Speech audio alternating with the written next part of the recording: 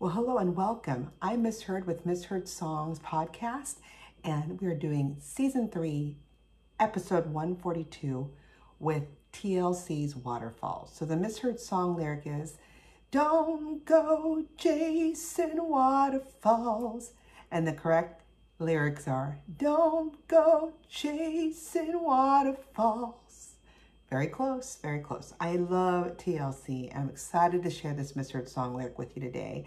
And it really does sound like they're trying to stop some man by the name of Jason Waterfalls from doing something he shouldn't be. So let's just dig in right now. So Waterfalls is a song by American hip hop group TLC, who is made up of this girl group, which the original lineup was only actually 2 of them, consisted of Tion T-Boz Watkins and then Lisa Left Eye Lopez. And they were formed in Atlanta, Georgia back in 1990. God, I was a mere 18, back in the day. And then, of course, had a lot of success in the 90s and into the early 2000s. So like I mentioned earlier, T-Boz Watkins from 1990 on present, and they say she's a contralto, primarily vocals, does dancing, background vocals. And then there's Rosanda Chili Thomas, 1991. She joined the group a little bit later. She is what they call a mezzo-soprano and secondary lead vocals, also does dancing and background vocals. And then the former, Lisa Left Eye Lopez, she was with the group from 1990 to 2002. And you're like, what happened? Well, if you don't know, she actually passed away. So she was a soprano, known for her fast rapping, dancing, vocals, and she does keyboards. So back on April 25th in 2002, Lopez was killed in a car crash while on vacation and shooting a documentary about charity work in Honduras. The vehicle she was in swerved off the road, and per the documentary, was released as The Last Days of Left Eye and aired on VH1 back on May of 2007, so I need to look into that. So a little bit more, so now you know that of the 3, 2 are still alive and kicking with us. So after the addition of Chili Thomas, or Rosanda Thomas, they scored 9 top 10 hits on Billboard Hot 100, and they included 4 #1 singles: Creep, Waterfalls, which is the misheard we're talking about today, No Scrubs, and Unpretty, Know 'Em All. And the group also recorded 4 multi-platinum albums, including 1994's Crazy Sexy Cool, which received a diamond certification from the RIAA, or the Recording Industry Association of America. And then TLC also became the first R&B group in history to receive the Million certification from the RIAA, or actually RIAJ, so that's the Recording Industry Association of Japan, for fan mail in 1999. That's pretty amazing. And then VH1 ranked TLC as the greatest female group, placing them at number 12 on the list of 100 greatest women in music. Whoa. More accolades. Billboard magazine ranked TLC as one of the greatest musical trios, as well as the 7th most successful act of the 1990s. And they won many awards, including 4 Career Grammy Awards, 5 MTV Video Music Awards, and 5 Soul Train Music Awards. And then 20 years after their debut, they were honored with an award called Outstanding Contribution to Music at the 17th MOBO Awards, and with the Legend Award at the 2013 MTV Video Music Awards in Japan. Following Lopez's death in 2002, instead of replacing her, the remaining members chose to continue as a duo. And in 2017, they released their 5th album, TLC. And in 2002, the group was inducted into the Black Music and Entertainment Walk of Fame. So what was their legacy? Vibe magazine believed that there would be no all-Black female R&B groups having a chemistry, as they say, cultural and commercial impact as remotely comparable as TLC, and dubbed Crazy Sexy Cool as the blueprint for female members or ensembles to follow. That's a pretty big quote there. Singer Beyonce herself, the former lead singer of Destiny's Child, if you didn't know that already, stated that TLC, quote unquote, has influenced just about every female group that's out there now, and they definitely influenced Destiny's Child. And then a writer, I'm assuming David A. Keeps from Rolling Stone, explained the impact of TLC. What he was quoted saying, "TLC's career has been filled with both hits and headlines, for sure. The group was one of the few R&B acts to build a strong identity out of its initial success, and they exerted more control over each successive record. Their music, particularly the $11 million selling Crazy Sexy Cool and the $6 million selling Fan Mail, both of which won 2 Grammys each, set the standard for contemporary R&B. TLC helped to pioneer a deft blend of acoustic and computer sounds that paved the way for groups like Destiny's Child, as did their image as independent women. Whether addressing AIDS in Waterfalls or the struggle for female self-esteem in Unpretty, they showed themselves able to take serious issues to the top of the pop charts. I couldn't agree more. As I had shared earlier, they are the best-selling American group of all time, if you can believe that, with 65 million records sold worldwide, along with being the second best-selling girl group worldwide through It Came With a Price. So if you just even put on Google or on the internet, TLC bankrupt, TLC didn't make money, it's amazing. So according to the Record Industry Association of America, or I say the RIAA, TLC is the best-selling female singing group in American music history, with 23 million certified albums, along with the Chicks, aka formerly known as the Dixie Chicks. TLC is one of 2 female ensembles to receive the RIAA Diamond Award, which indicates sales of 10 million copies. Oh my God. And according to Billboard, TLC is the second most successful girl group of all time on the Billboard charts, behind only the Supremes. So how come they were broke? So I remember on MTV, I think VH1, they would do a quick, like, this is the quick math of, you know, you'd think we'd be rich and here's what happened. So long story short, I will share that they signed a really bad deal, unfortunately, and they got screwed in it. So many articles and a lot of footage, like I said, from TLC explaining the why. One I found interesting was written just recently on 11/15/2019 by Brenda Alexander with Showbiz Cheat Sheet, which states, quote unquote, TLC claimed that they are unable to make money due to being signed by both a production deal, management deal, and recording contract within the same company. In 1996, the bankruptcy suit was settled after they also sued LaFace, Arista Records, and their production company, Pebbles. The group was forbidden from speaking about the terms of the suit for 10 years, and according to the Los Angeles Times, it was estimated that LaFace paid the group a $10 million advance at the time. They were also released from their contract with Pebbles. So you're like, who's this Pebbles? Well, Pebbles is the Atlanta-based production company owned by former singer Pebbles.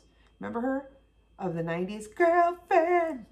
And then, are you gonna ride my Mercedes boy? So she had Mercedes boy. She was married to L.A. Reid, which was part of the LaFace Records. So she managed them since TLC was signed with her then husband, L.A. Reid, record label LaFace Records. When TLC filed for bankruptcy in 1995 due to, they say, Pebbles' alleged mismanagement regarding their funds, the ensuing conflict damaged Pebbles' marriage. She divorced Reid, and Pebbles sued LaFace for $10 million. The group later revealed that the owner of Pebbles, which is Pebbles, made them pay $3 million to own the rights, to their name. TLC did a tell-all biopic, and I got to find that on VH1 back in 2013, already 9 years ago, called Crazy, Sexy, Cool, and they go into that. So just a little bit of the why, and if you want to look for it, there's a lot of articles, online, video, everything, but that's it in a nutshell. So let's go back to the song. It was written by Marquise Etheridge and someone by the name of Organized Noise, Noize, with a verse by TLC's Left Eye Lopez for the second album, Crazy, Sexy, Cool, 1994, with production by Organized Noise. The song was the third single released from the album back on May 29, 1995 in the US, followed by a United Kingdom release on August 5th, 1995. It's always considered TLC's signature song, and it was an international hit, still is, topping the charts in many countries, and spent several weeks at #1 on the Billboard Hot 100, giving the group their second US #1. The song was the #2 song of the year on the Billboard 1994 year-end chart, and Waterfalls also peaked at #1 in New Zealand, the Kiwis loved them, and Switzerland, while reaching the top 10 in many other countries. It also received critical acclaim, earning 2 Grammy nominations at the 38th Annual Grammy Awards, and in 1996 for Record of the Year and Best Pop Performance by a Duo or Group with Vocal.